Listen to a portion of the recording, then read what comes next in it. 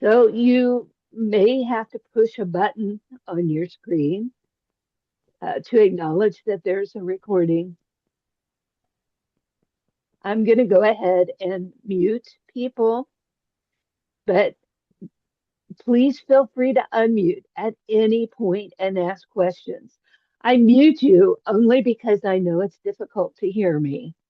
So you can unmute at any point, and I welcome your questions. So welcome to Painting Birds, and we are going to be painting this beautiful egret. So make sure you have a reference photo printed. It's much easier to do this painting with something printed on plain paper. So I encourage you to do that. I'll talk real slow if you need to go over to the printer and get that done. Now, before I do a painting, I always start off with a couple of sketches just to determine my values and my composition. So one of the things I noticed straight away about this photo is when you apply the rule of thirds, the composition isn't all that great. So, and it's an AI generated image, by the way, you probably noticed.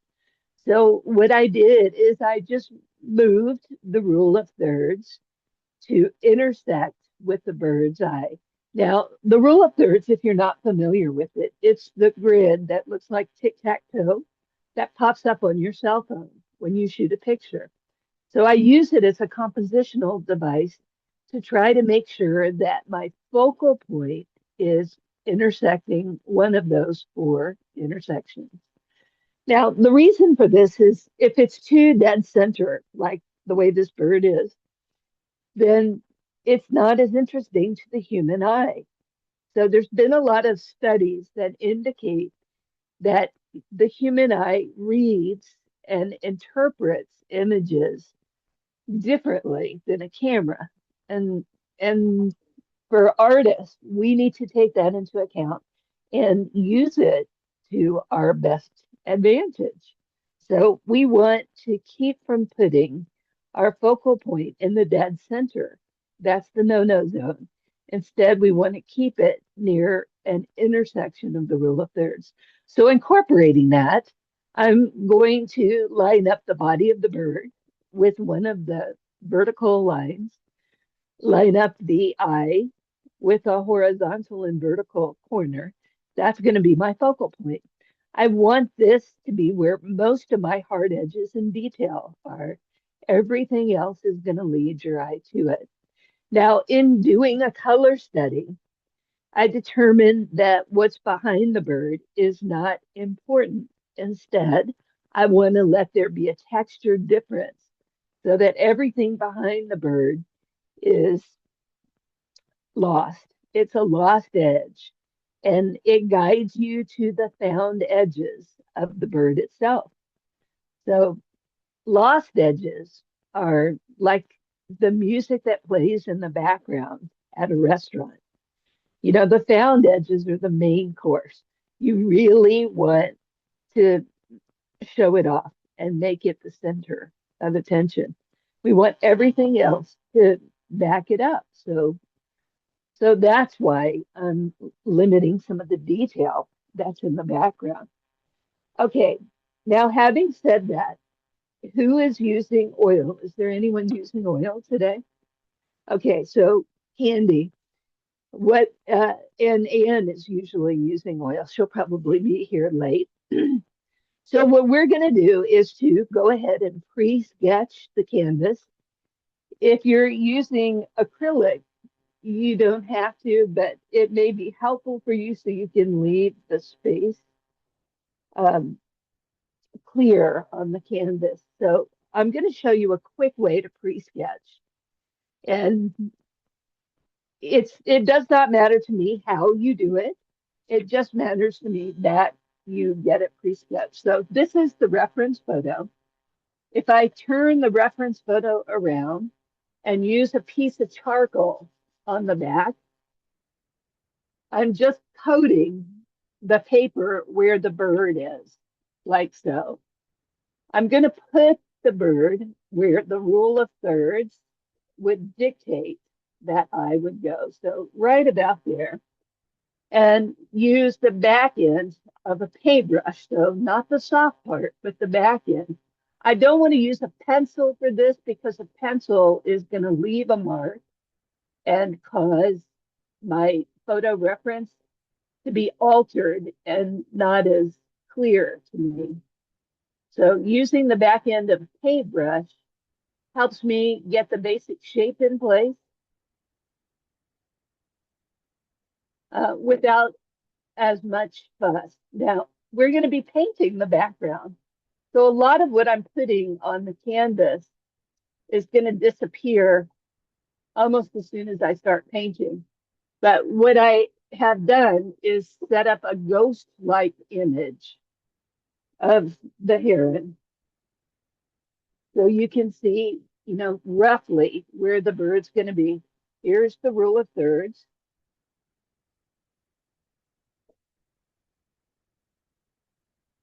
So that's roughly how the rule of thirds will fit on that canvas. So I encourage you to take a moment and go ahead and pre-sketch.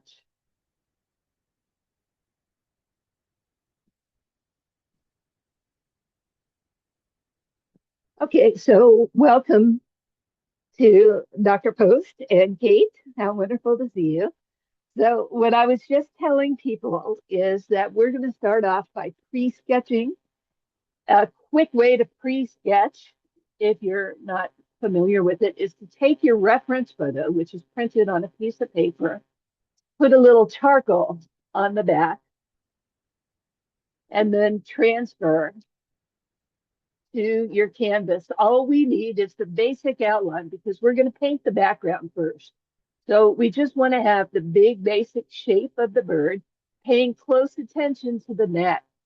The neck is a tricky one here. So make sure you get that.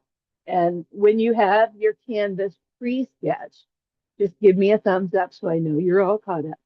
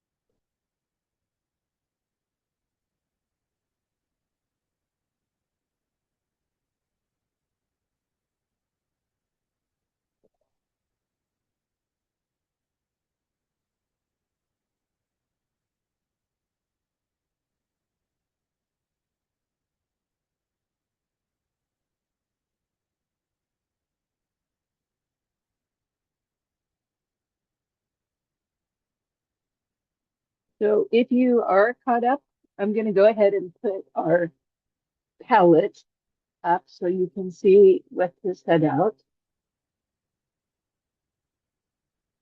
That way, while you're waiting.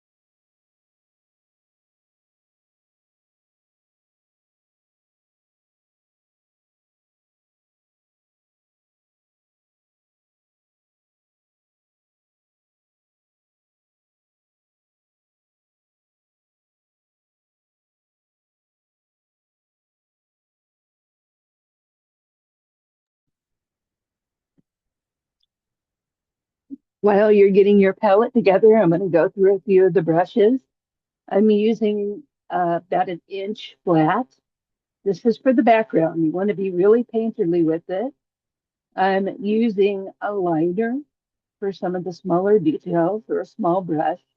I'm also using a small flat to get some of the smaller details and about a half-inch flat.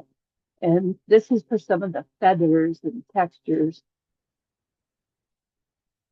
You may want to opt for, something tiny for pupils and lines around the eyes. Let's see. Is there anyone who still needs a minute to get ready? Give me a little wave. You're still getting ready. Okay. I'll give you Sean, another minute. are we Mhm. using black? Yes. Okay. Black and umber. Yes. Both. Thank you. You're welcome.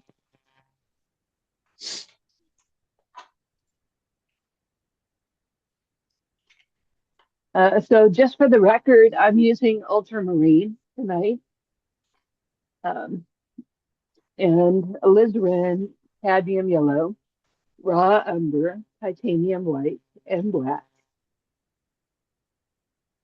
This is what the actual palette looks like.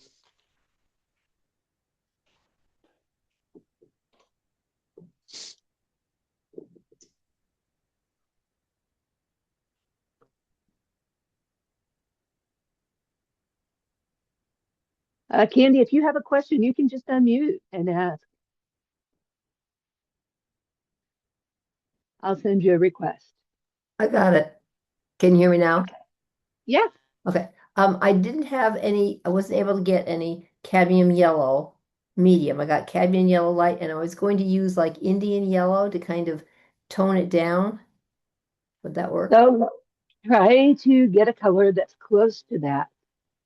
Okay. So anything you have that's close. And these paint manufacturers aren't all that consistent with the colors. Yeah. So it may stay cadmium yellow medium and be a totally different color.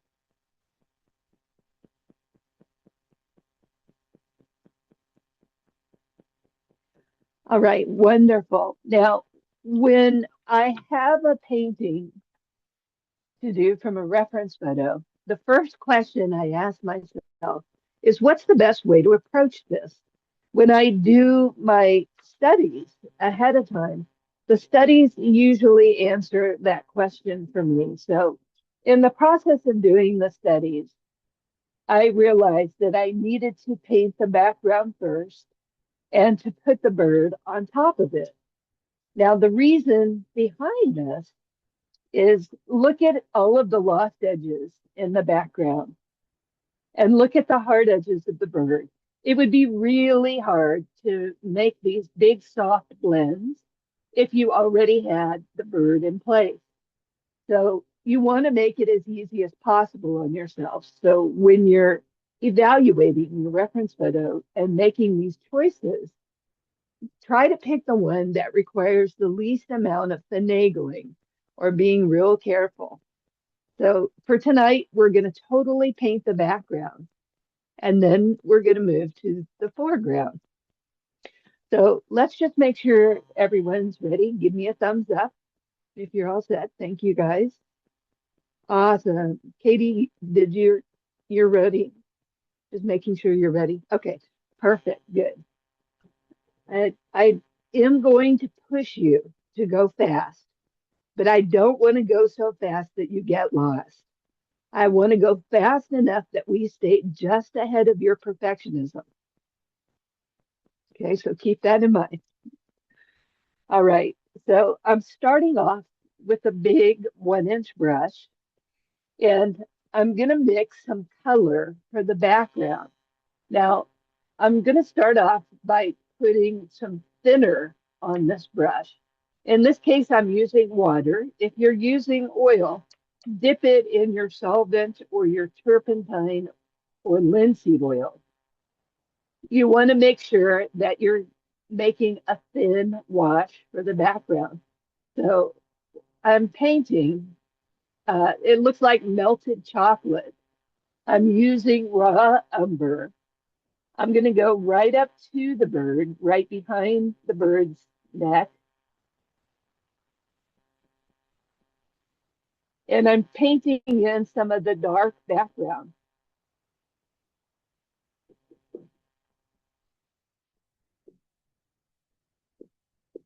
Now, if you're using acrylic, we want to do this real fast because the paint's going to set up and dry. I want it to be very dark right behind the S curve in the neck because that's going to show off that beautiful, graceful neck and also push the bird forward.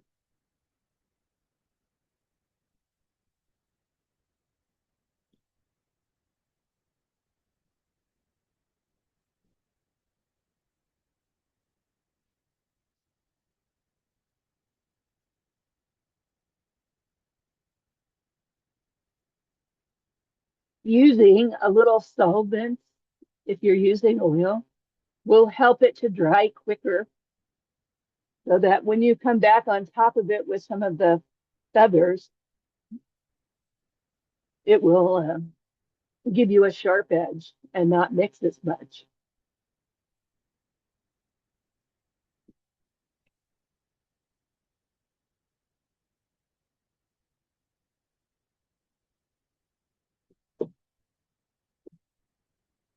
Okay, I'm gonna immediately mix some green. I still have the umber on my paintbrush, but I'm taking a little bit of the ultramarine blue, a good chunk of yellow, and I'm mixing green. Now, because I have brown, it's going to dull the green a little, which is what I want. I want it to mix some with the background color. I'm going to put the green just above the brown and work it right into that brown. So there's some, you can't really tell where the brown ends and the green begins.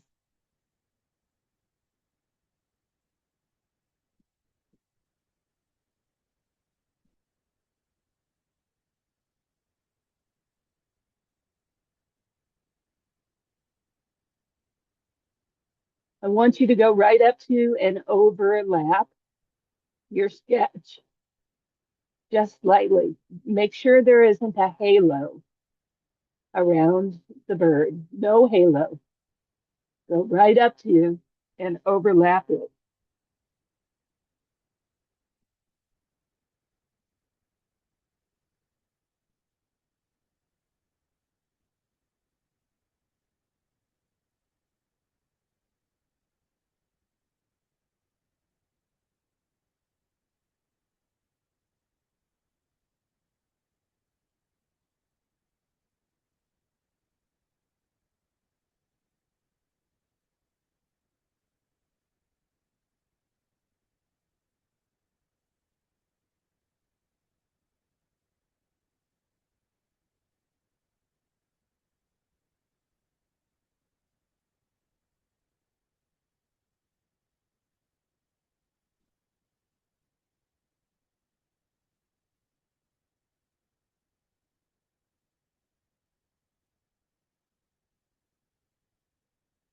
In places where you have some of those thin feathers that are backlit by the light, just paint the background in first and don't worry about the feathers yet. Don't leave space for them because the light color of acrylic will actually, or oil, will go on top.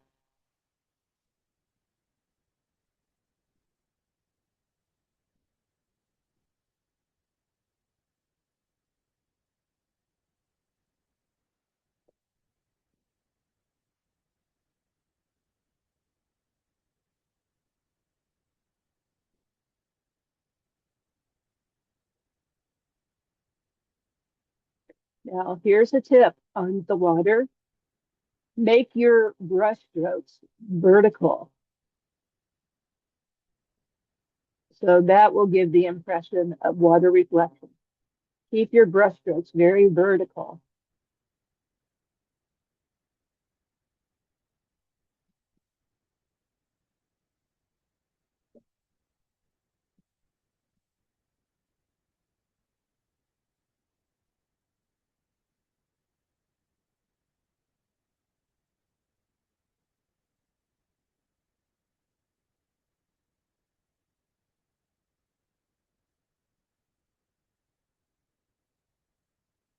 All right. And then towards the end, pick up just some pure yellow on your brush. You don't have to try to clean your brush, but up at the top, introduce the pure yellow towards the top of the painting.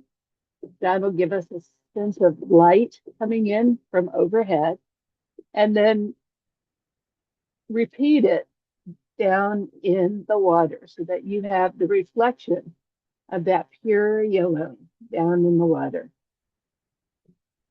Extra credit if you also add a touch of red and get a tiny bit of orange in that water too.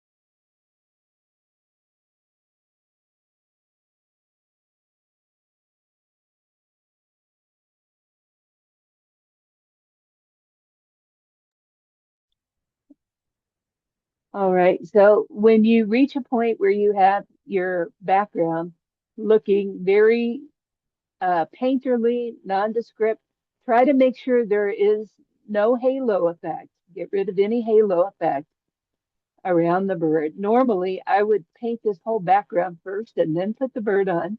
But when you're using oil, you really want to have the sketch first before you put the oil down. So we're going to make an exception this time. Um, Try not to put your paint on too thick. We want it to dry quick. So reach a stopping point, and we're going to put in the reflection while the paint is still wet. So I'm going to give you 1 minute to finish up your background, and then we'll do the reflection.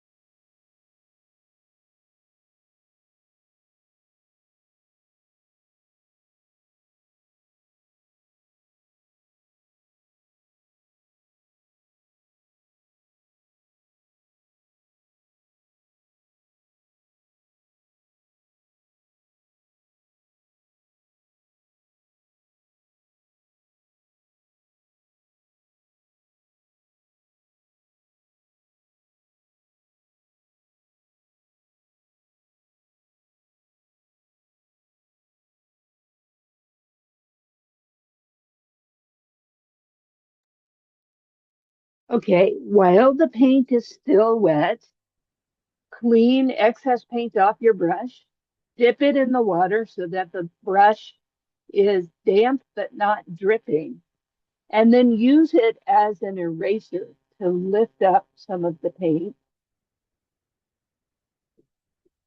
We're going to add paint later, but right now we're subtracting.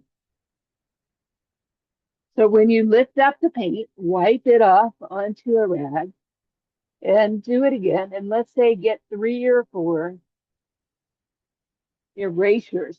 Try to space them apart so that they're close together, close to the bird. And then as you move away from the bird, they get further apart. And that'll give the impression of ripples in the pond. Again, we're going to be adding color later, so you'll get a second chance at it. But you want to lift up some of that paint first, just to make an indication of where they go.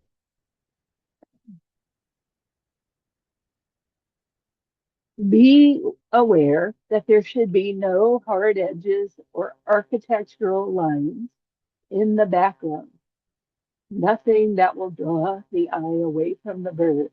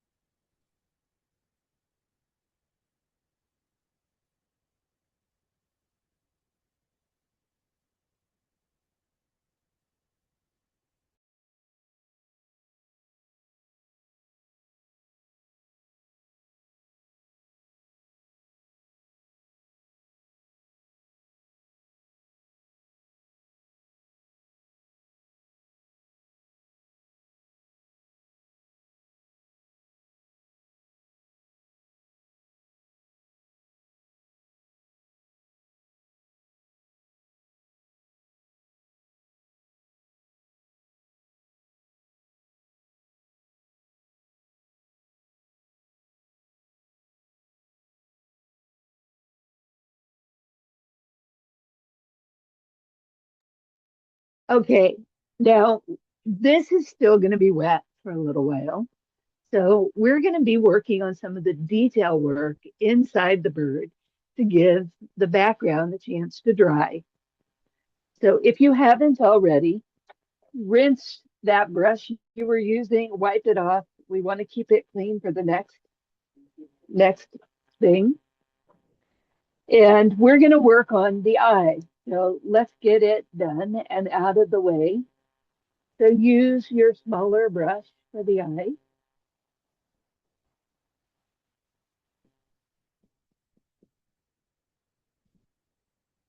I'm going to use a ruler as a maul stick. Now, a maul stick is something that you place on the edge of your canvas to support your hand so you're not putting your hand in the painting you just made. So any kind of hard edge will work, even another brush. Now, to get that eye, I'm going to start off by putting some yellow paint just on the tip of this brush. I'm going to paint the whole eye.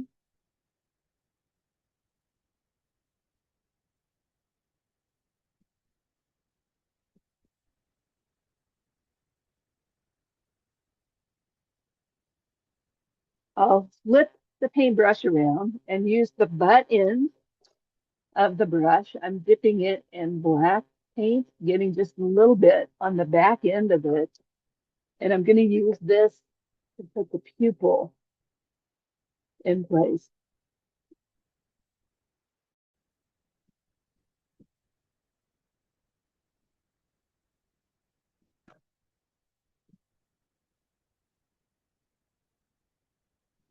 You don't need much paint on the brush in order to do that. And we want to get the center part of the eye.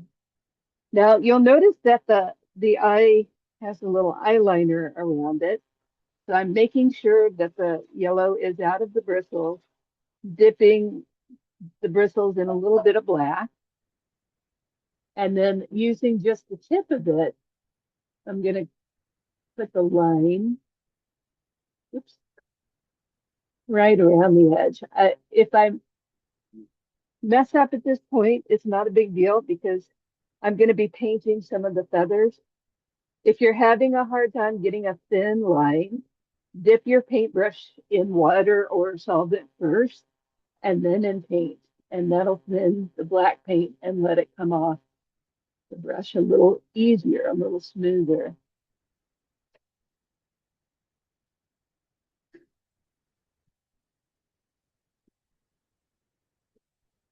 Once I have a reasonable facsimile,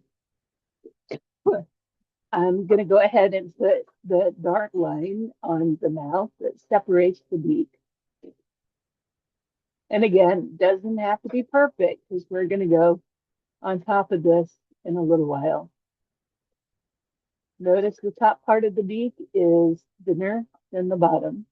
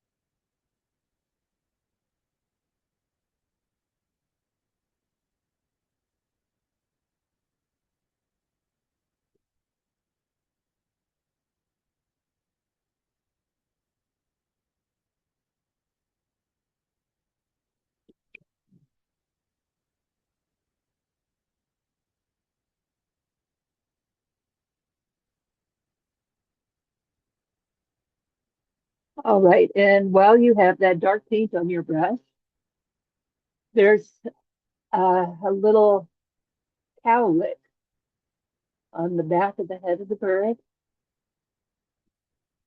a single graceful line connects to the top of the bird.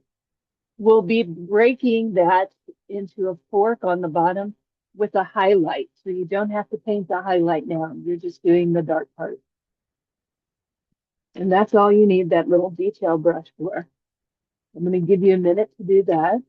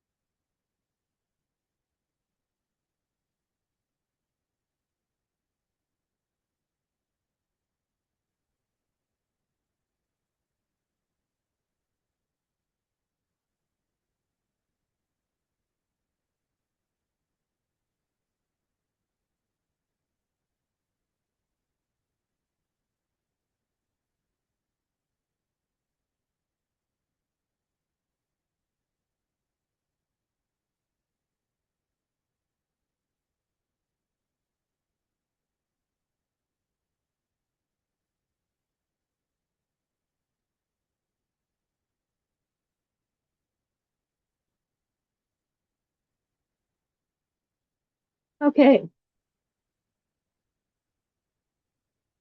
Looks like everybody is caught up. If anyone needs another second, give me a wave. All right, wonderful. Now we're going to start working on the plumage. And you'll notice that the darkest color on the plumage is an indigo dark blue. So to get that indigo color, I'm moving to a 1/2 inch brush and I'm mixing a little ultramarine. I'm going to start off by testing this ultramarine on its own to see how close it is. I use it directly on the reference photo to test. It's close. It needs a little something, something. So to make that something, something, I'm going to take that color, put it in the middle, and put a touch of umber in it. The umber is going to gray it down and make it darker. Now I have a very dark version. I'm going to lighten it just a touch with a little bit of white. Now I know that sounds like a lot of trouble to go through, but what I'm doing is graying this color. And you can see the difference right away between it and the pure color.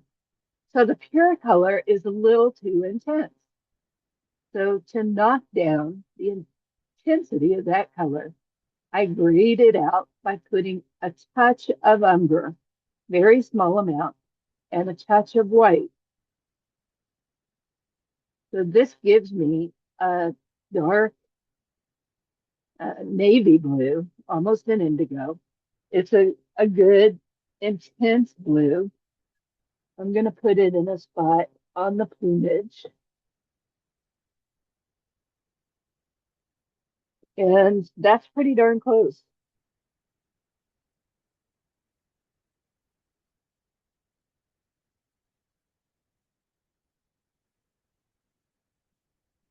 So I'm putting this color on the tail feathers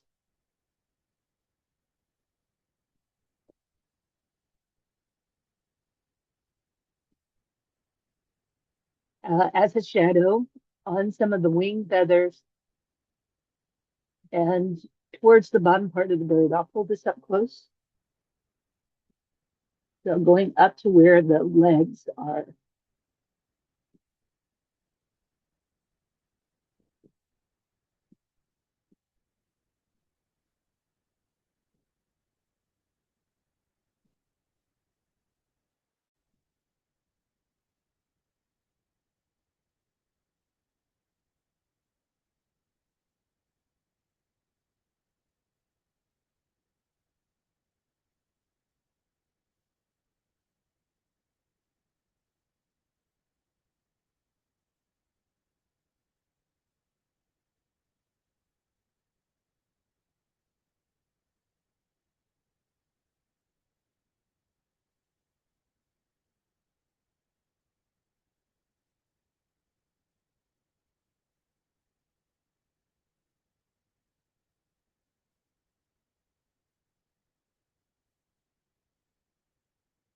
That dark, intense blue goes on the shoulder.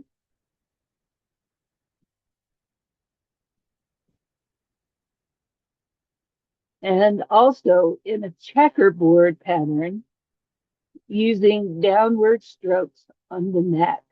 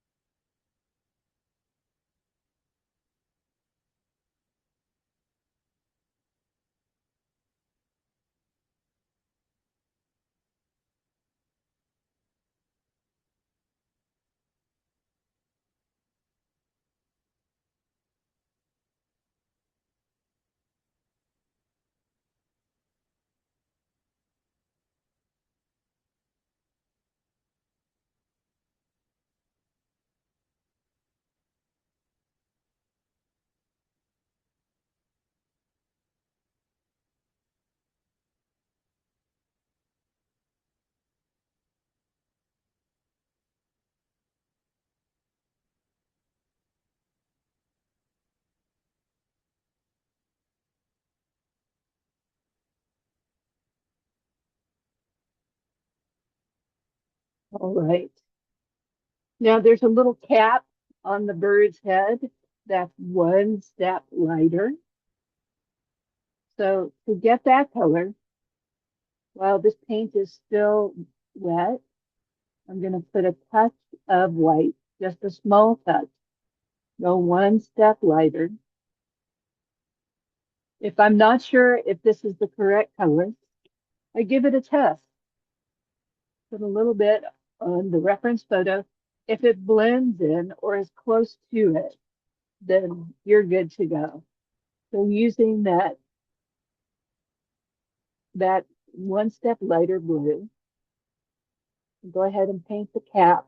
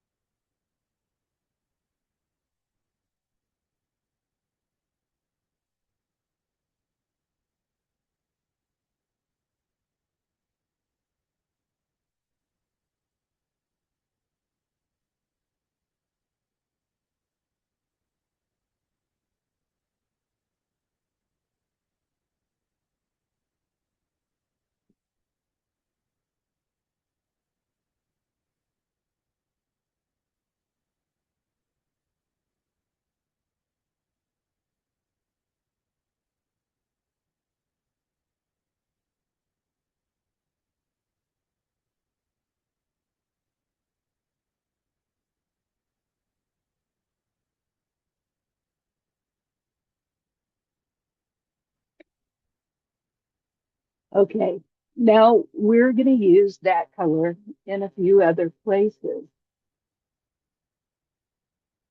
So we've gone one step lighter. This is still that same one step lighter color. I'm going to put a little bit of it on the back of the bird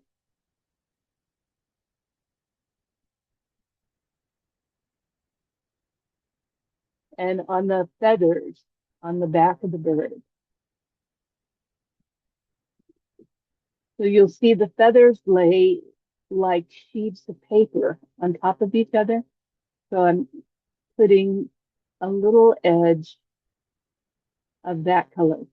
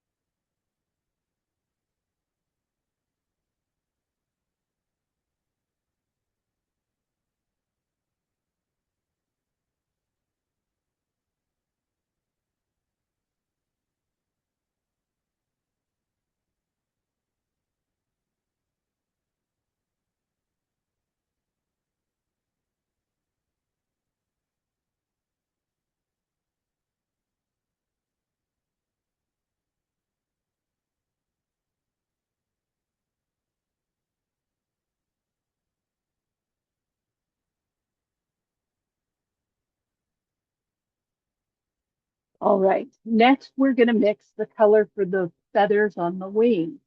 So this color is not much different than the one we just mixed. It's a little bit grayer than blue. So to make this color more gray, I'm going to start off by adding a little more blue to it, a little more uh, of the umber, and a little more white. I periodically check it. This definitely needs a little more umber and a little more white. I'm looking for something that would be about a 3 value. So something towards the middle. This is close to it. It's a cool gray. Cool gray. If I'm not sure if I got it, I give it a test.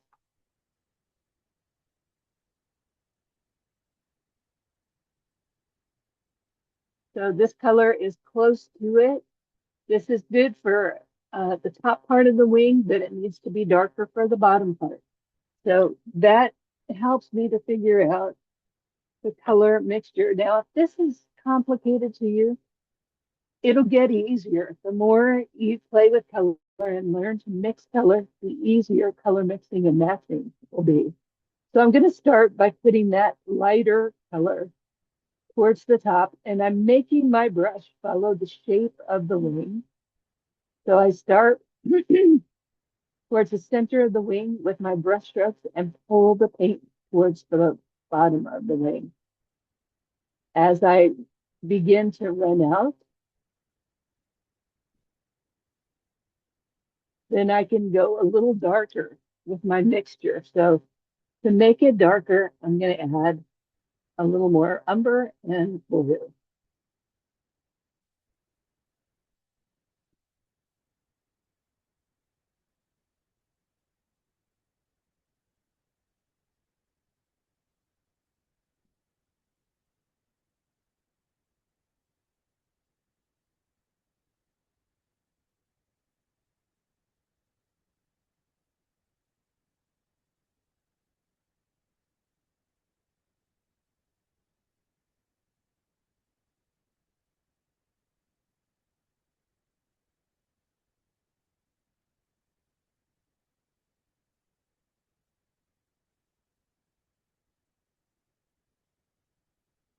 With the darker color, same thing. I'm going to follow the wing feathers all the way down towards the back. I'm just letting the subtle gradation be enough to delineate those feathers. You don't want to paint every feather.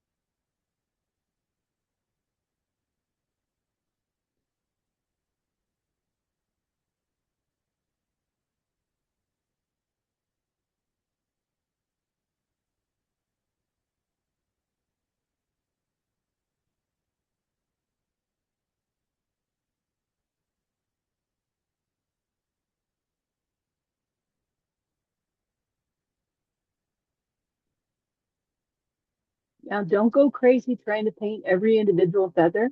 You just want to give the impression of feathers. So a little texture, a little difference between the gradation from light to dark. And that's all you need to define those feathers.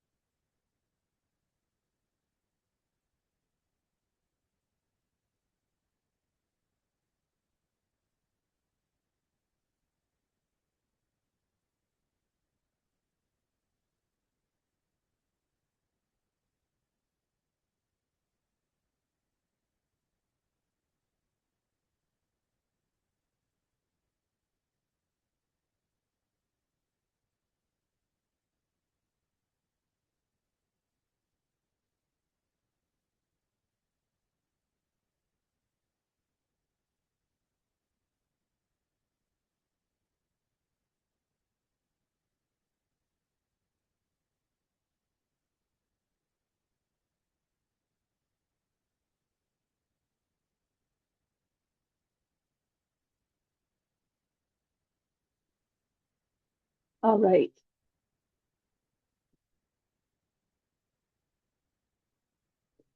Now we're going to mix the color of the feathers that are just above these. So the lighter feathers, not the fluffy whitish looking ones, but the color behind it. So this color is kind of a light grayish blue. It's also the color towards the top part of the bird on the back and those feathers. So similar color that we just mixed. I'm starting off with blue. I'm lightening it with white. And then I'm going to gray it with a touch of umber. Now, this is a lighter color, so I want to keep it light. Periodically, I double check by testing it on the reference photo. Am I close? Wow, that is spot on. So when I find the color that works, I'm going to start blocking in with that lighter color. Now you already have some color on there. If it mixes, mazel tov, that's good. If it doesn't and it's already dry, that's okay. You can layer on top of it and you'll still see some of the other color through it. If you're using oils, it'll still be wet. With acrylics, it may be dry already. So I'm putting the lighter part on these feathers. This will help delineate those feathers.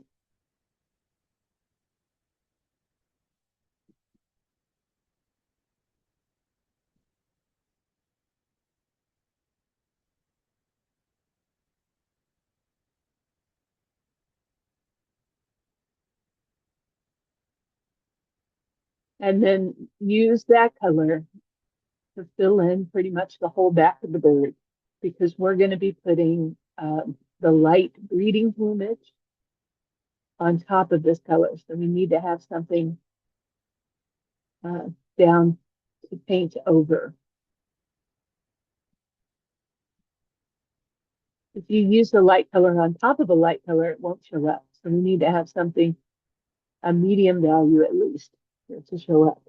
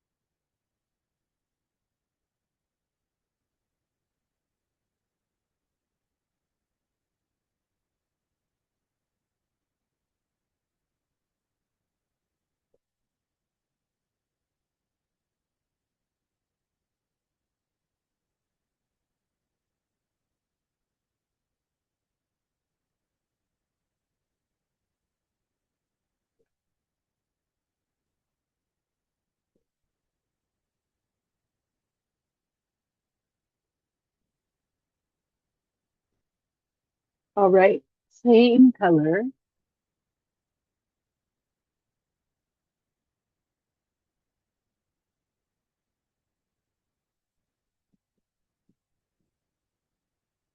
I'm going to move up the back of the neck.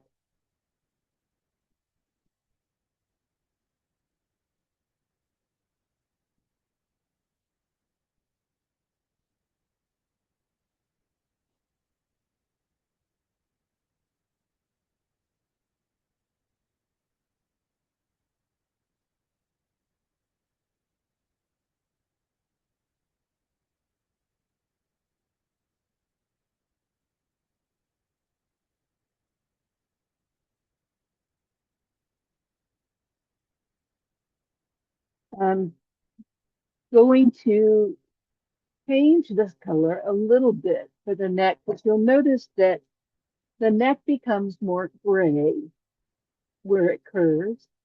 That's a crest shadow. So the neck is picking up some of the reflected light from the surface of the water and such. So to gray that out, I'm going to put a tiny touch of red, just a dab. You really don't need much because red has so much tinting power, it will quickly overwhelm. So I'm putting a tiny touch of red into my grayish mixture.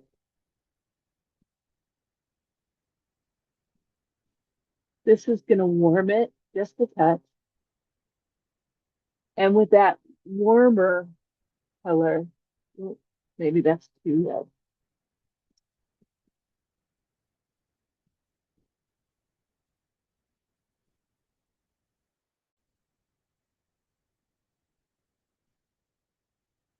If it's too red, just put a little more of the umber. We want it to be a warm neutral. So that's right about where the throat is.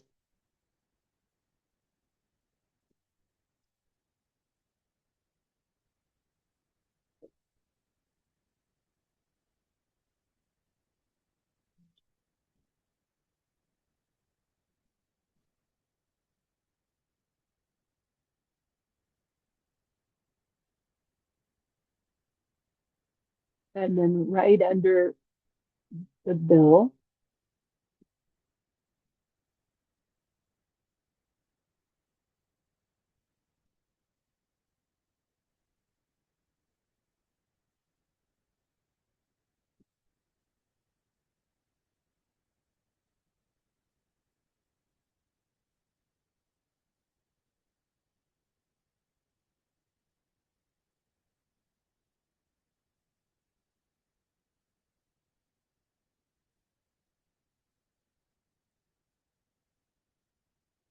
we're going to do one more pass and then take a look at the paintings to make sure we're on the right track. So finish up with this color.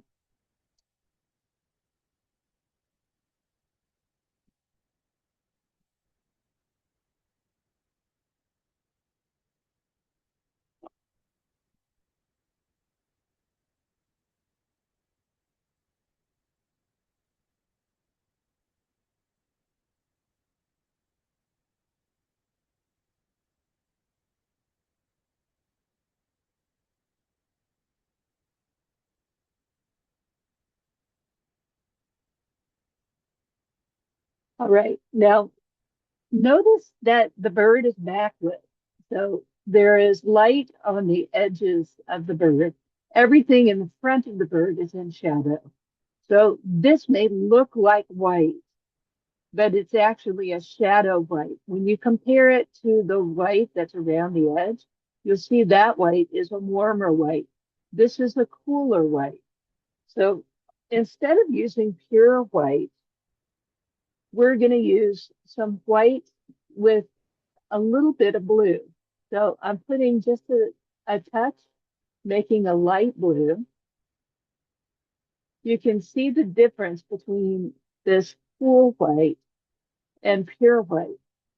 So that's pure white, that's cool. We're making a cool white, and Actually, I think I'll switch to a smaller brush for this. We're going to get into some of the small details on the bird's face. So I'm moving to, this is about a 1/4 inch flat.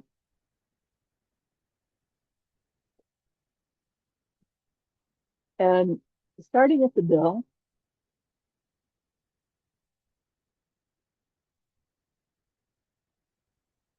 I'm going to apply this paint thick, close to the eye, and it'll help me shape that eye. So if my brush work wasn't the best that it could be, that will help me to redeem it.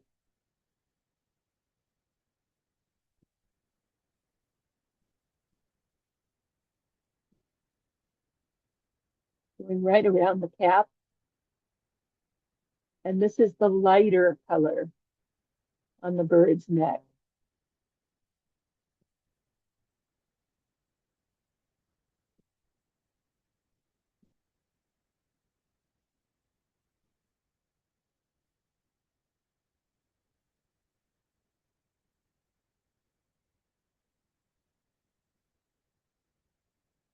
Now we're going to put those whiskers on light yellow later, so don't do those right now, but do the top part of the beak and make sure that you're getting a hard edge all the way out to the tip. If you make a mistake on the beak, you can wet your paper towel and clean it up, or use the wet edge of a brush, and that'll help you clean it up. While the paint's still wet, you can lift it. But once it dries, you really have to let it be. So make sure you clean it up right away if you make a mistake.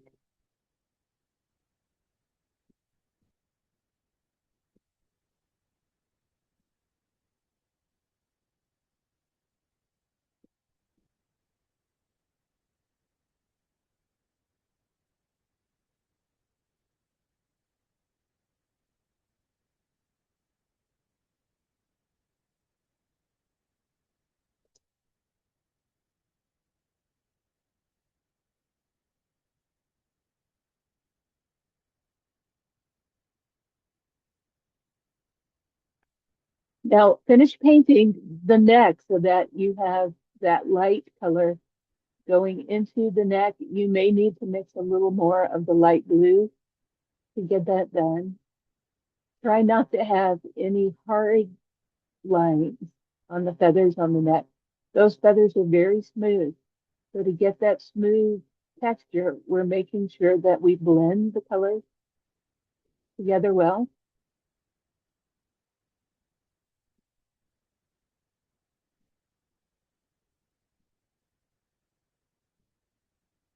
Use that light blue on the neck feathers in between the dark blue for the checkerboard in the very front. You'll see there's some strokes, they go down towards the water around the dark part.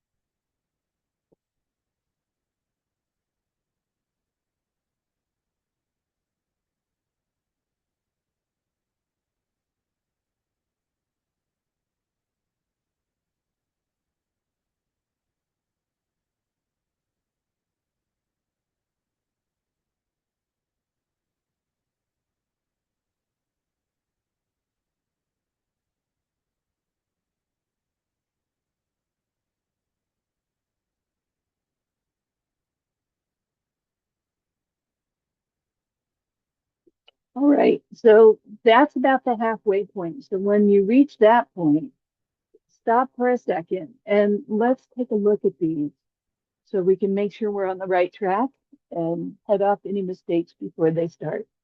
So when you're at this point, give me a wave and I'll take a look.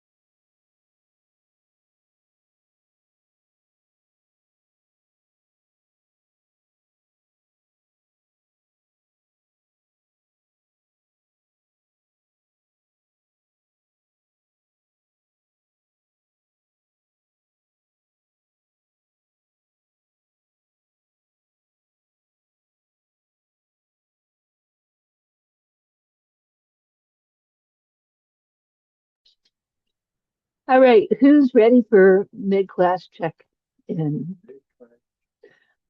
Candy, let's take a look.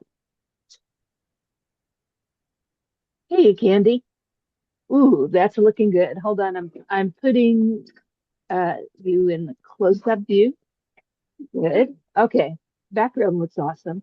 Now be careful with the little herringbone pattern, the checkerboard pattern on the front of the neck. Don't let it become too perfect.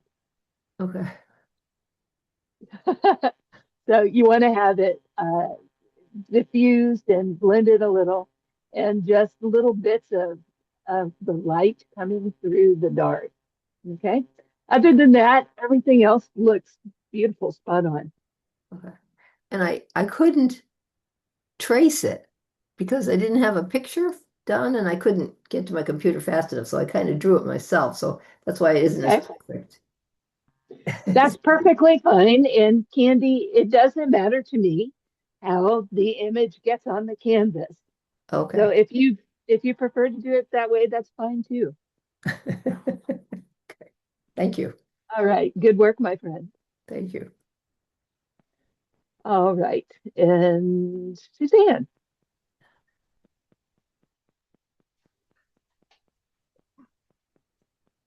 Hey there. Ooh, I love the color in the background. So that's gorgeous. Now, the beak is a little shortened. Hmm. I painted over it a little bit in my background, so I'm going to recreate it when we get to that point. Okay, good. Because I noticed Also, we have a he has a little he has a little beard, little fuzzy yes, beard, and then he's got this the orange part of the beak, so that's what I was going to make. Do you want me to paint it now in the lighter? no, you don't have to, just as long as you're aware of it. Yep. Also, look at the negative space in the neck where the neck meets the back on the reference photo. Here.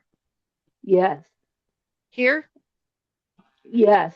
So the hump of the back goes, it's a little more rounded and it fills up that space a little more.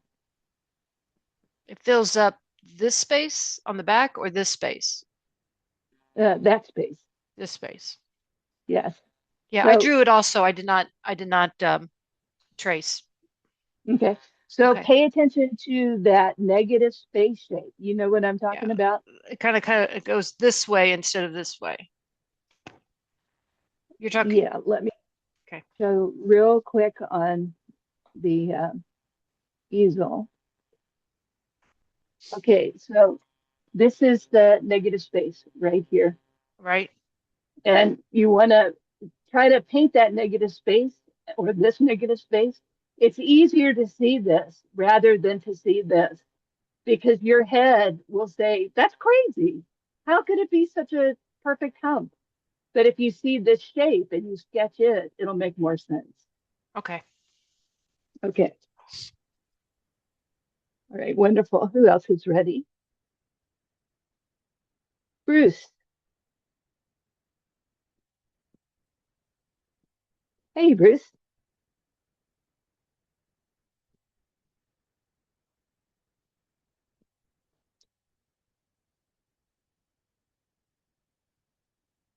Now you're still muted, so don't forget to unmute.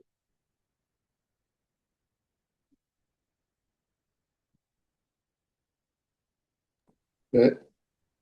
Perfect. You did it. You're Okay. unmuted. Okay. No. Ooh, I love that little touch of warm behind the bird. That looks terrific. The body is perfect. The head is perfect. Be careful with that pattern on the neck. Yeah. So what do I do with that? Um, go over it a bit with You, some of the lighter blue? yes, yes, exactly. So that light blue that we just mixed, use it on the front part of the neck and keep the dark blue towards the middle. Okay. Okay, good job, my friend. Anne, are you ready? And then Kate, you'll be right after her.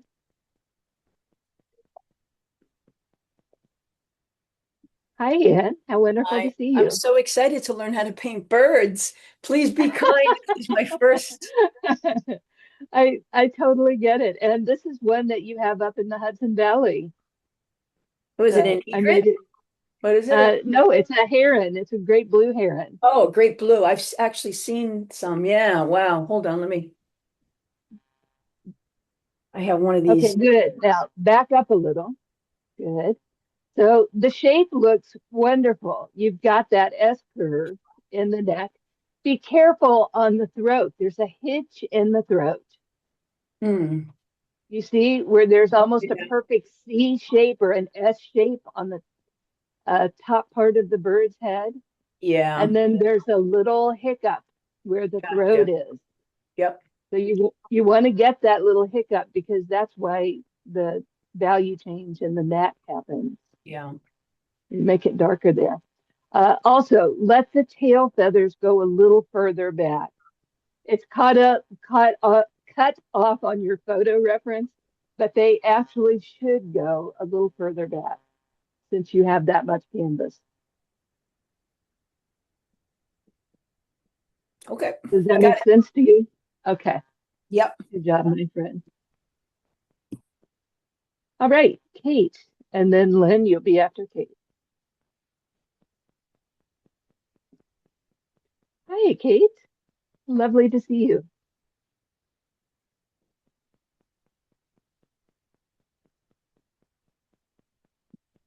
It's the Blur My Background app that's doing that. So you know where that is? It's on your video settings, the little arrow right next to the video camera. If you click it and then go to the middle where it says Blur My Background, and you can take it off there. You click the video part, but click the up arrow right next to it. Hmm. Hmm. Yeah, it's turned Well, off. I don't know why it's doing okay. that. I don't either. Anyway, bring it. If you can put your face behind it, it might be trying to do facial recognition. Okay, that's better. That's better. I know you probably can't see that well now. Kate, I see absolutely no problems with this. You have the proportion correct. You have some beautiful texture and color in the feathers. I really like the feathers. So, looking at the beak, I see no problems. I think you're good to go. Beautiful work. That is weird about the blurring, but thank you. It might be a facial recognition thing. I don't know. Sometimes Zoom puts these uh, little upgrades in that are surprises. Okay, Lynn, putting you in the spotlight. Don't forget to unmute. Hey, Lynn, nice background. This is Thanks. awesome so far. Awesome. Be careful with the neck. Don't let it be too perfect there. Okay. You know, the pattern, the checkerboard pattern in the front. The Okay. shape of it is spot on. Okay. Now, on the very back side, that was Mhm. cut off in the photo reference. Yes. Just keep that dark and make it dark all the way behind. Okay. And up too? Yeah, Okay. yeah, that's it. Okay. Gorgeous. Great. Thanks. Love it. Okay, I'm going to give y'all a minute to make any changes you need to make at this point before we continue.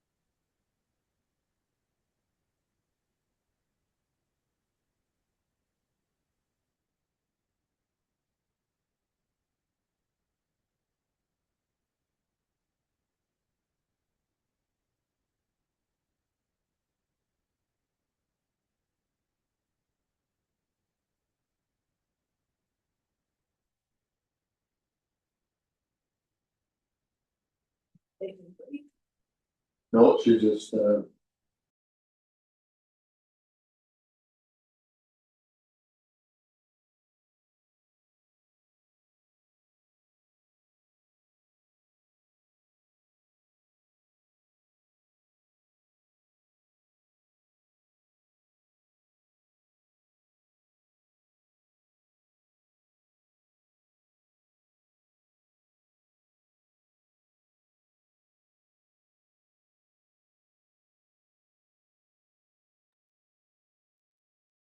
All right, one more minute. I see you all hard at work.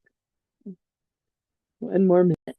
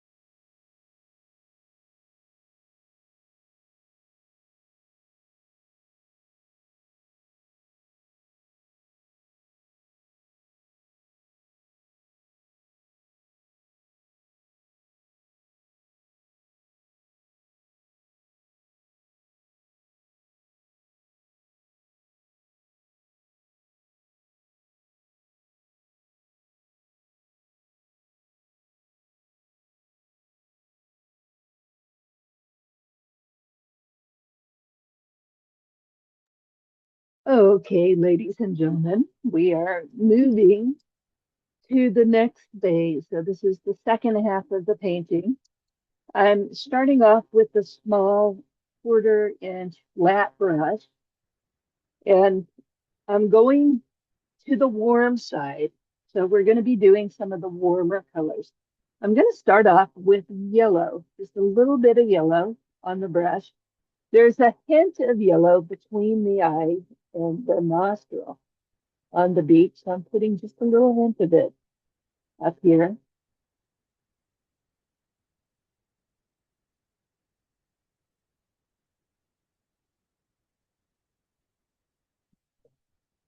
Then I'm going to continue that yellow on the underside of the beak, right towards the middle, and then switch to orange. So to make the orange, I'm using twice as much yellow as I do red, mixing the two together.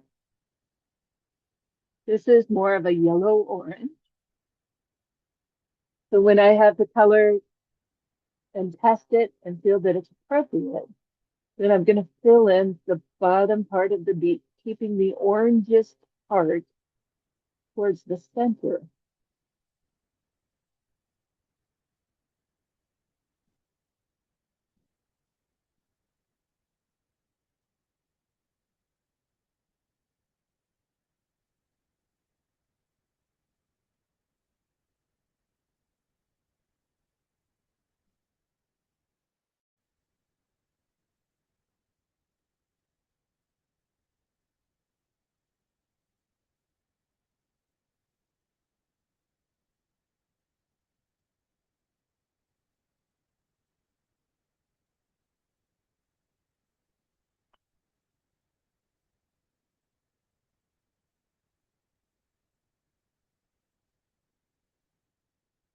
Now, while you have that orange color on your brush,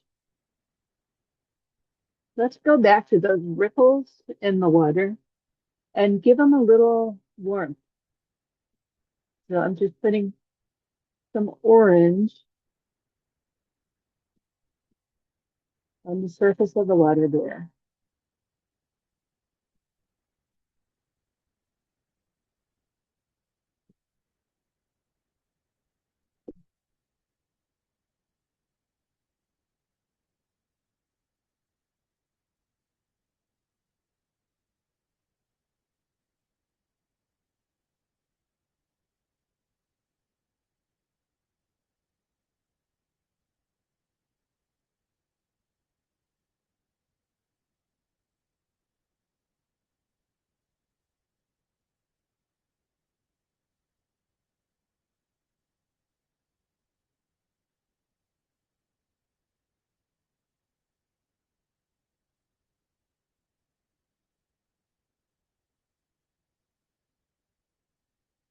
All right. And then lastly, with the orange, I'm going to put some umber in with the orange. This is a makes it more of a warm, dark brown.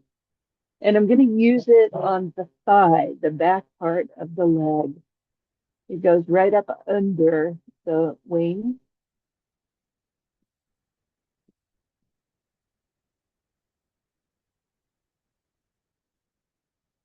I'm going to put that on both legs for the upper part. Now notice on the bird's legs that the knee joints are the thick part. So the thighs are the thin part, the knees are the thick part. Totally like unlike us humans.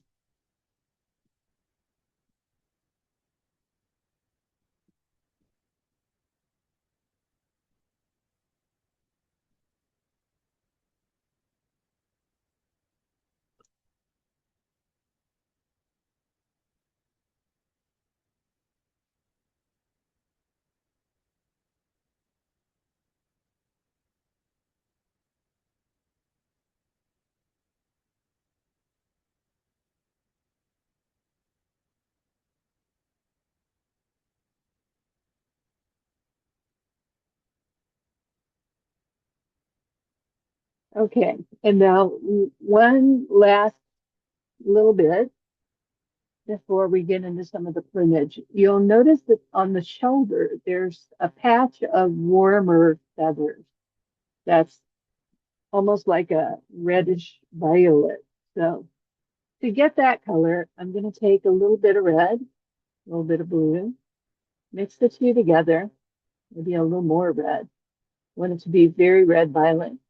And then put a good chunk of white in with it to lighten it. If that's too red, you can always throw some yellow in it to make it more brownish. Test your color on your reference photo and then paint the shoulder.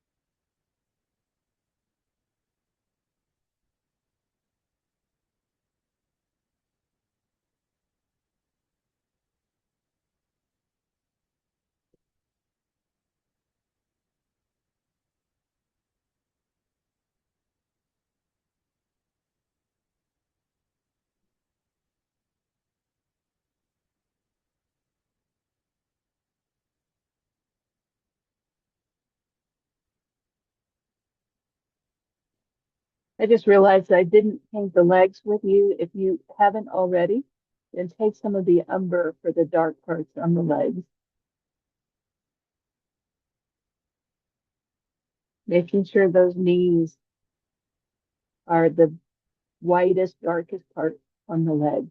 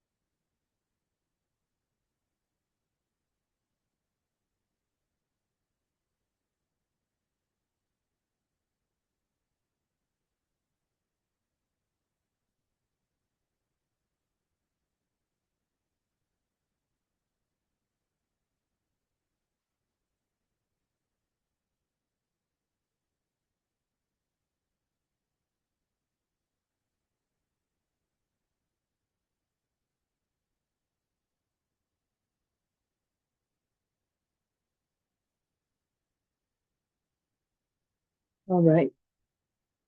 Is everybody caught up at this point? Give me a wave if you need another minute. Okay, one more minute. The next section is important, so I want everyone to be caught up.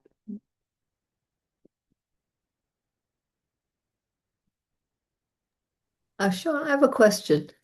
Do you have a Sure. little touch of white down here at the bottom of yeah, right there. Is that It's white? not white, it's actually light blue. So it's that Okay. same light blue that we used before. Okay. Thank you. You're welcome. Remember, it's always good to ask questions because if you have a question, somebody else probably does too. So please feel free at any point.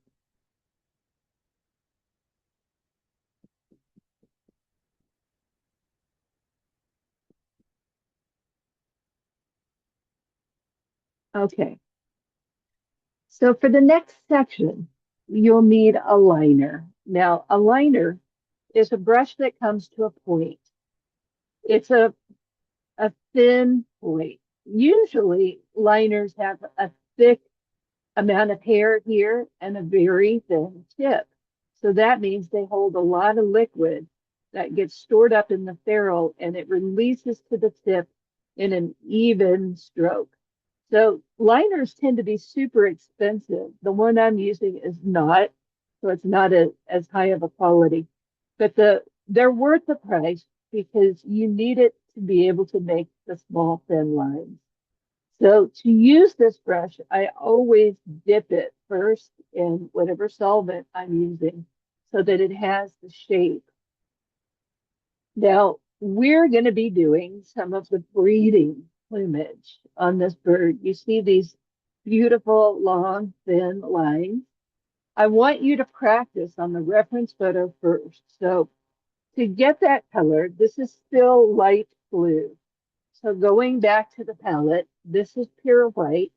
Light blue is just white with a little bit of blue mixed in with it. If you need to mix this, try not to gum up the tip of your brush. You don't want to have too much paint on it. If you dip it in water first, it should be pretty thin on your paint. So I'm getting the paint just towards the tip. There's some stored in the ferrule. I'm going to practice first on the reference photo and then try it in life. So notice that these feathers start and then curve, not in an even way, by the way. So the curve goes down and it's like a pattern of hair, as if you were doing a portrait and you're doing the hair on somebody's face. So you want to follow that pattern with your brush, and you want to make your strokes long and elegant. So think in your mind, long and elegant, and follow the pattern. When you're ready, start by thinning the paint with your solvent. Get a thin application on the tip of your brush so that your brush isn't overloaded with paint. And then make the strokes short, confident, and decisive. Now, you'll have to reload probably frequently.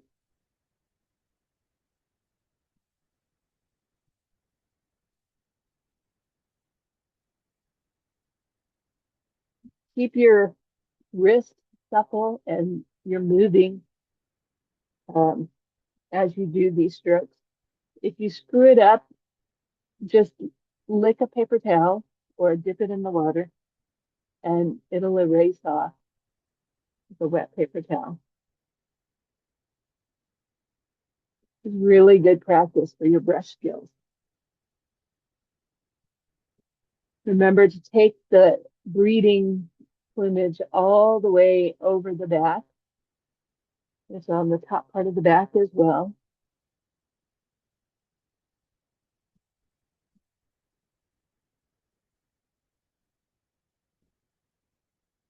And where the feathers connect to the wing itself, you can just go over that lightly with a flat brush and blend it into the paint.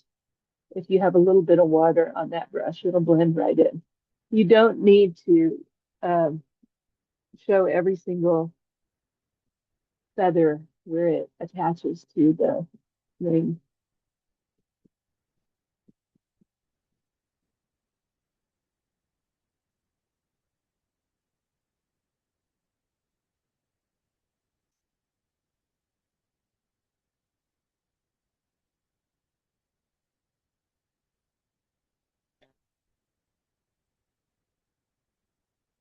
Think long and elegant strokes.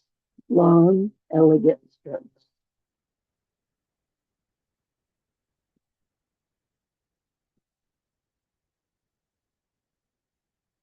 When you're done with the ones on the back, we're going to do the ones on the throat.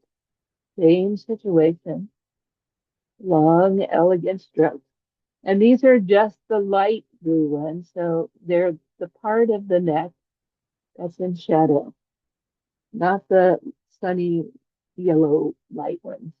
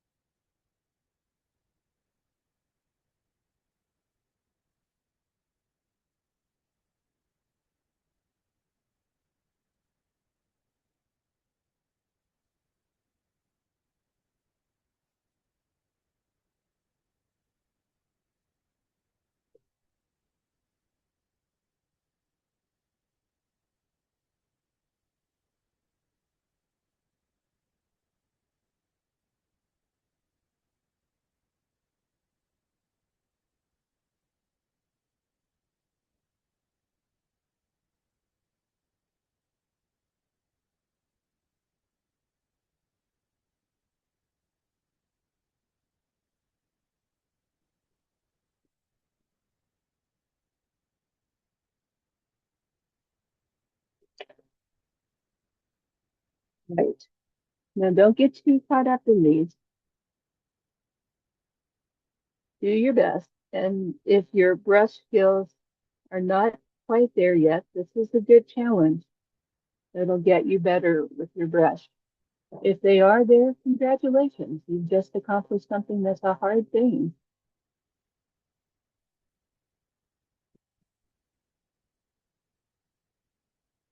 All right, now we're going to move up to the top of the head. I'm still using light blue, so keep that paint fairly thin and towards the tip of the brush.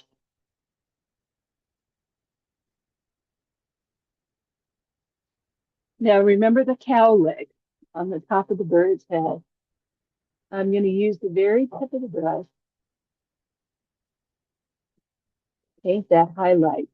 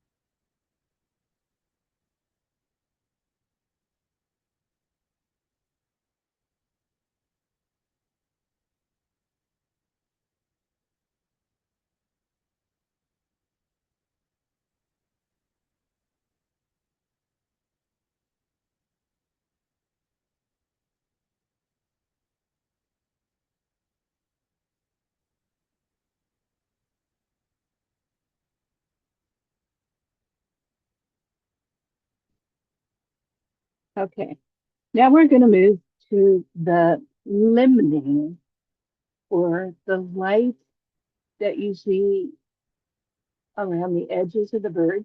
Now it isn't an outline, so pay attention on the reference photo. You see it start off with whiskers on the bottom here.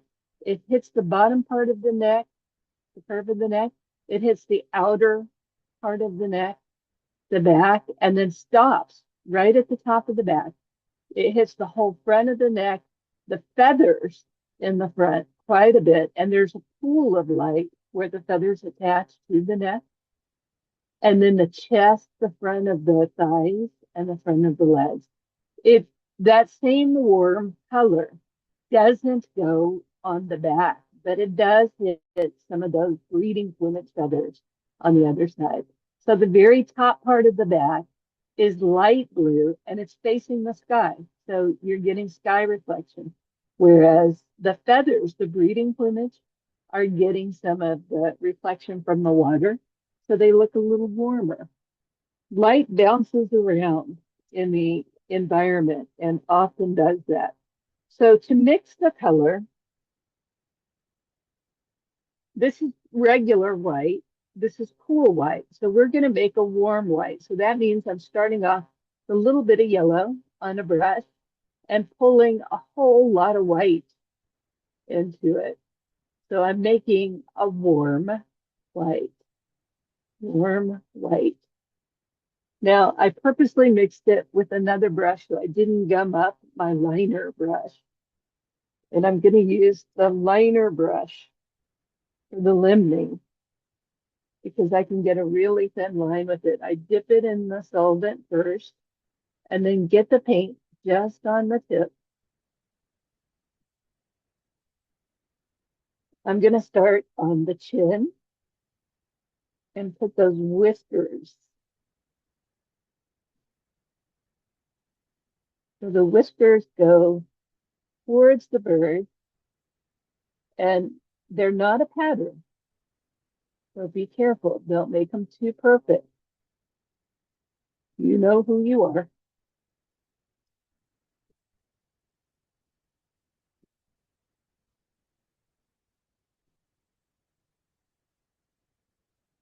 Remember to keep dipping your brush in solvent every time you reload it with paint so that it keeps the paint fluid. Now very gently limn the curve in the neck and the hitch in the throat.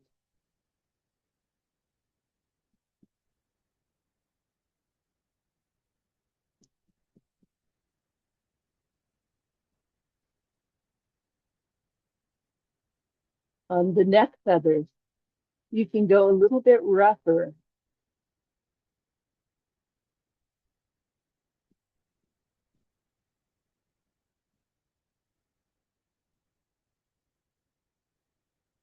When it comes to the breeding plumage, that's bright yellow white. Same thing, thin your paint and make very long and elegant strokes, curving the brush towards the bottom.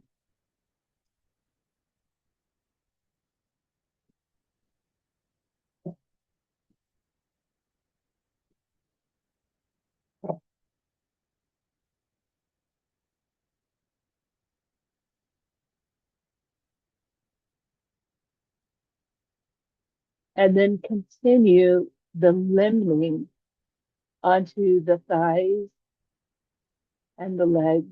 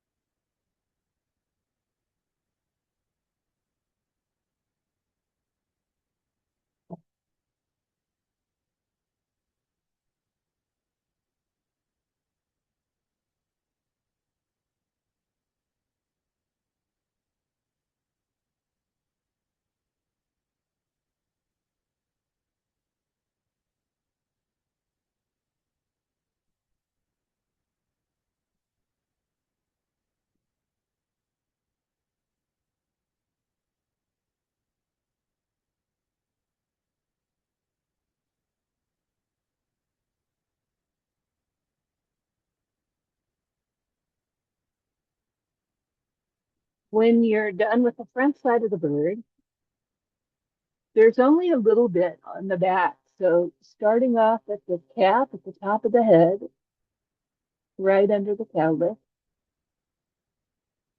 put that touch of light, very thin line, and don't think it needs to be perfect.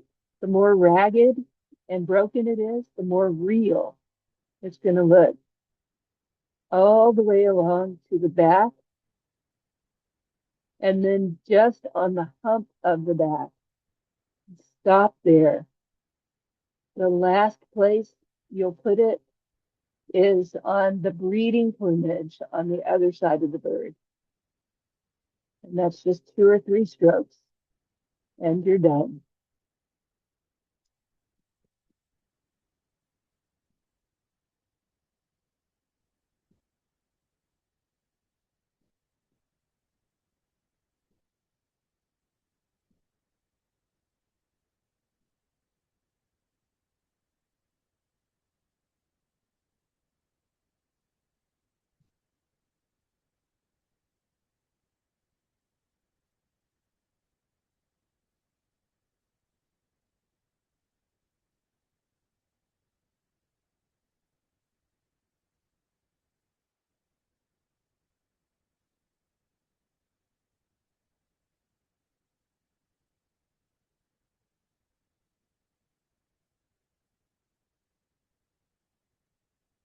So let's spend 1 or 2 minutes correcting any mistakes or finishing up any details.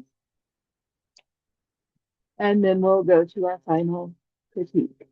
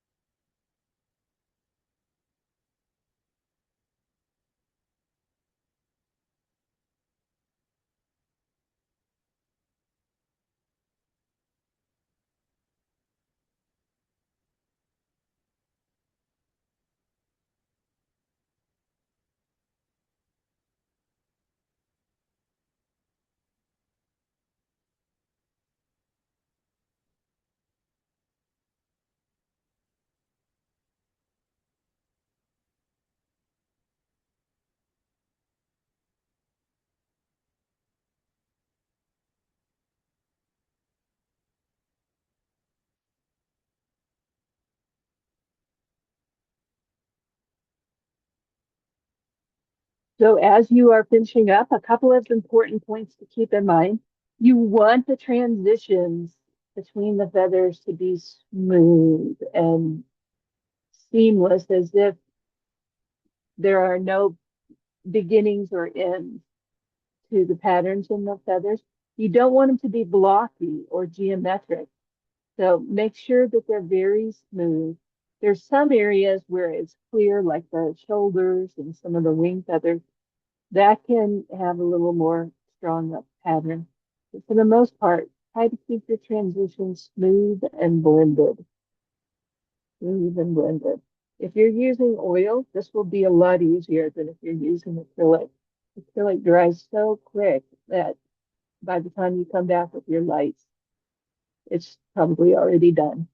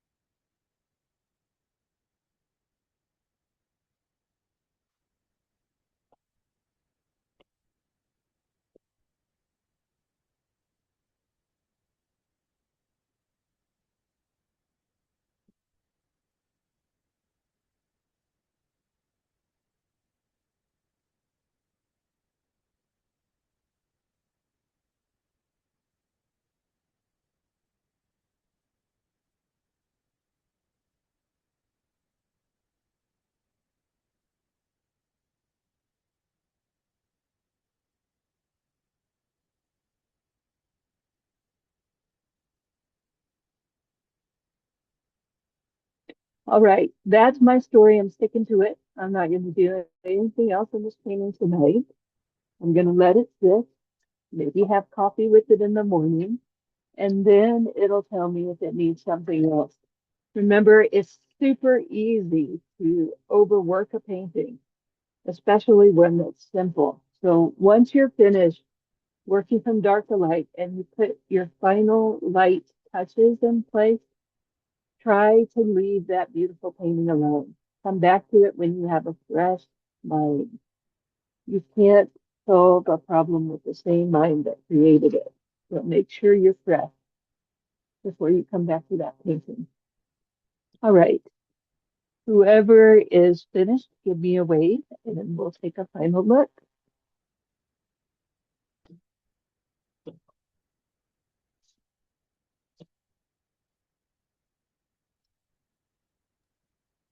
I am. Okay, wonderful. Let's take a peek, Candy. Ooh, Does that ooh, come back? very nice. So, Candy, one of the things that's working right away is the feathers on the back and the wing. I Okay. really like it. Now, can you bring your painting up close to the camera, really close? All right, so some of the breeding plumage Hmm. needs to be a little longer and more elegant. Okay. Like, notice on the reference photo that those feathers come down almost to the legs. Okay. So you want them to be very drippy and elegant. Okay. On the face, I would go a little stronger with the orange on the beak. Okay. Everything else looks pretty good. Good. Thank you. Yeah. If you make those changes now, I'll give you a second chance to show the piece. Oh, okay. Sure. All right.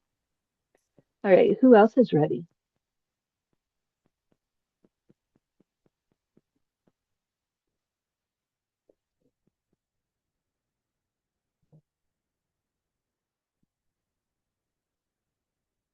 Wonderful, Suzanne.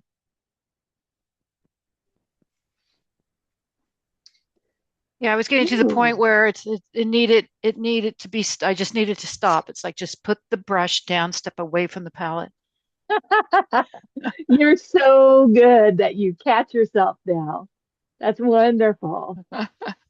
That is definitely the first step to being able to stop overworking. Um, so the face looks better, the beak looks better.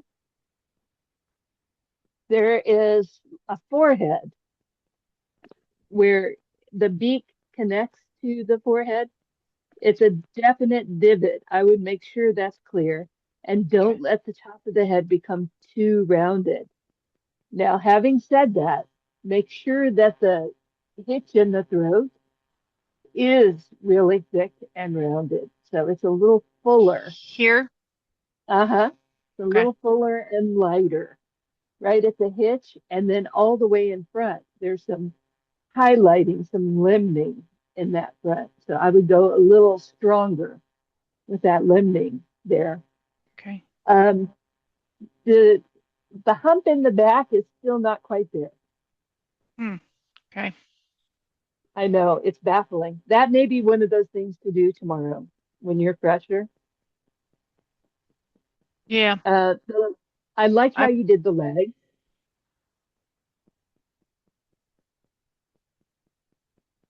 That's it. okay. Thank you. That's it. You're welcome. It's beautiful, Thank you. really beautiful.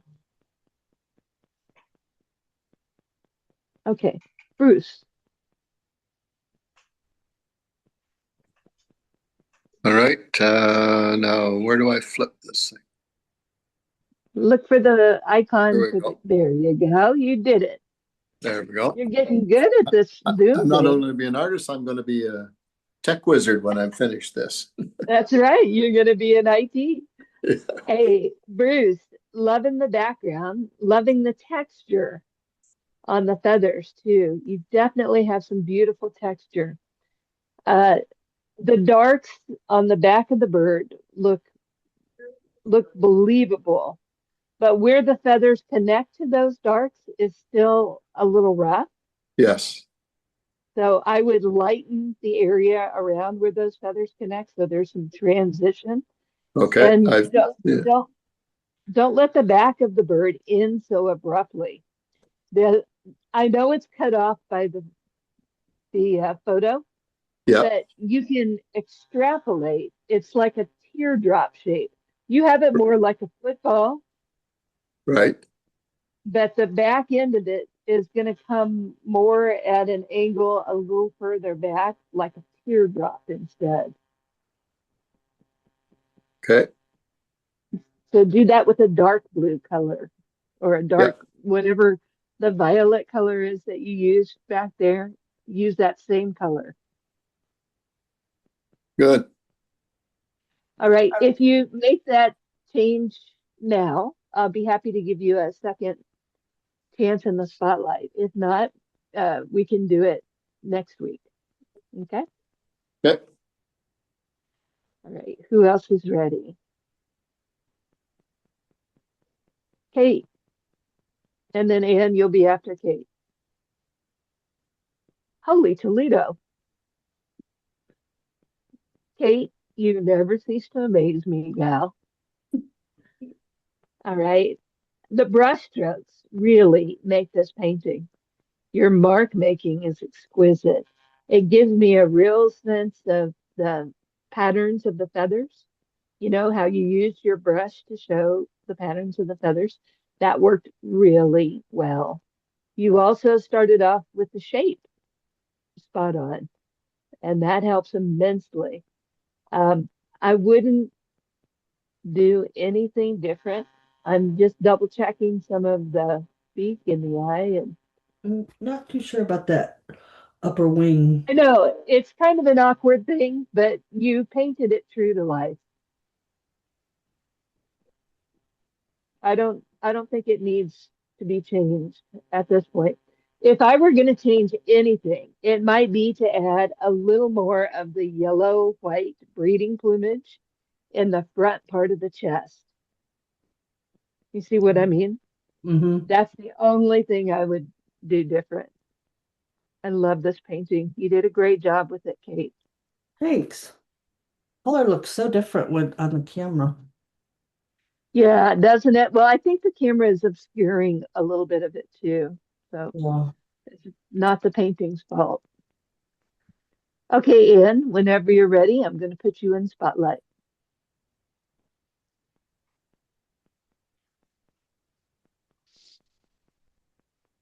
Okay, Hey, so my first bird painting, not too bad. okay, good. So what I'm appreciating is the texture on the feathers and how you were able to get a difference between the breeding plumage and the wing feathers and so forth. Now, just like a face, you want to be strong with your crest shadows because it's a backlit bird. So Mm, keep those the the neck and the feathers darker so that the yeah, highlighting really pops. yeah, And it started fading out. Yeah. yeah, all right, and that's it. You may And want to let this set the up. head, I just have to, it's a little too big, proportionate. I'm just going to fix the head back here, just the curve. It's the head is just too big. It grew. Mhm. Yes, that happens with the limning. It often happens. But some of the rest of the shapes look appropriate. So the rest is proportionate. I would fix that line on the back, definitely on the back of the head. All right, that's it, my friend. Not bad for your first hearing. Yay. All right, Lynn. We're gonna make a Florida artist out of Anne yet, right? I'd love That's to be in right. Florida and I'd love to get rid of the snow. Yeah, I bet. Well, That's and anytime you gorgeous. want to come visit, I'll be happy to put you up here. Oh man, I'm looking forward to it. Beautiful. That is so All right, gorgeous. Wow. Lynn, Yes, don't ma'am. change a thing. Don't Okay. change a thing. Well, maybe one thing. Okay. Between the legs, Mm-hmm. it looks such such a different color than the Yeah. rest of the background. I Mm-hmm. would go ahead and fix that, but don't touch the bird. Your Okay. brush strokes on the breeding plumage are Mm-hmm. exquisite. Thank you. Look at how well you did that. That's a big giant leap forward for you. You're getting much more control of the brush. Mm-hmm. Yeah, those strokes are the funnest for me. Those just big, Mm. flowy things that brings me That's, joy. that's great. You have your confidence up because you have to be super confident to make those kinds of marks. Mm-hmm. So that's good. I'm so pleased. Well, thanks. Good instruction. You know what I say? You're only as good as your teacher. I am honored. Thank you. I appreciate that greatly. Thank you. You're fabulous. Well, thank you, Sean. All right. And who else is ready? Anyone ready for a circle back? Candy. Awesome. I'm glad you had a chance to finish. Much better, Candy. Look at how elegant those feathers look now. They're much longer. Okay, Okay, that looks thank you. much better. Thank you. Yes, much better. Love it. Are you going to put some texture or multimedia on top of this? Because I notice you do a lot of collage work. Me? Are you going to? Uh-huh. Like the peacock in the background. I see some Oh, layering of textures that you did there. Are you going to do something similar? no. That was what that is. That was a pre-painted canvas that somebody didn't want. So I just put my Mhm. peacock on top of it and then dubbed around in the back a little bit. Okay, That's very all. cool. Yeah. I'm curious because it's just an interesting effect. Thank you. Appreciate that. All right. Thank you, Candy. Anyone else ready for a circle back? I can. Okay, you're on. Wow, nice. Much better, Bruce. Much better. More dynamic. Now you can see the play of light and dark. You see what I Right. mean? Like it really looks like the bird is backlit. Yeah. Good. Very good. Thank you. That was great. All right. You are done with this one. Congratulations. You survived. All right. Is there anyone else who would like a circle back? I fixed All the right. head. Fixed the head. It's a little better. Oh, okay. Putting you in the spotlight so everybody can see. That is Fixed the head. better. That is much better. Now, don't forget the bottom side of the throat. Look Ah. at the negative space shape between the back and the throat. Yeah. Yeah, that part needs a little adjustment too, and then it'll be fixed totally. Okay. Getting All there. right. Yes, you are, my friend. All right, lovely people. You have survived. This was definitely a challenging piece. Yay! Congratulations. You have heroned. Now, the homework is actually another heron in reading plumage that's being windblown. So you'll be able to use the same techniques, the same palette. You'll get another workout for that liner brush. So if you found it difficult to make those thin lines, this will give you a little more practice. So a couple of quick tips on the plumage. Try to avoid hard edges. Keep the plumage soft, almost like transitions you see in clouds. Very soft, very muted. Keep the hard edges on the limbing or the edge of the bird against the background, and that'll give you the overall shape of the bird. So we want to be impressionists and not perfectionists when it comes to those feathers. Also, make sure your brush is following the pattern of the feathers, just like you would if you were painting the pattern of hair on an animal or a human. You follow the pattern and you make your strokes follow the pattern, and that'll give you the shape of the bird. Yay! Next week, in honor of Valentine's, we're going to be doing a pair of cardinals on a branch of spring flowers. So, yay, cardinals. For those of you who might be snowbirds from maybe someplace north of the border.